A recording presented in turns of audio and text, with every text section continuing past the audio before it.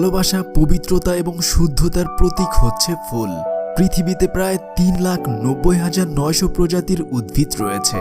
এর মধ্যে প্রায় 3,69,400 প্রজাতির উদ্ভিদই ফুল দিয়ে থাকে। তবে সবচেয়ে বেশি ফুল পাওয়া যায় নেদারল্যান্ডে। বিশ্বের বৃহত্তম ফুল বাগান হচ্ছে নেদারল্যান্ডের কিউকেনহফ, যাকে কিচেন গার্ডেন বা গার্ডেন অফ ইউরোপ বলা হয়ে থাকে। এই বাগানটিতে হরেক রকমের টিউলিপ ফুলের ছড়াছড়ি। পৃথিবীর অন্য কোথাও এত বেশি টিউলিপ ফুল দেখা যায় না। নেদারল্যান্ডস শুধুমাত্র ফুল রপ্তানির মাধ্যমে আয় করে 3.2 মিলিয়ন মার্কিন ডলার।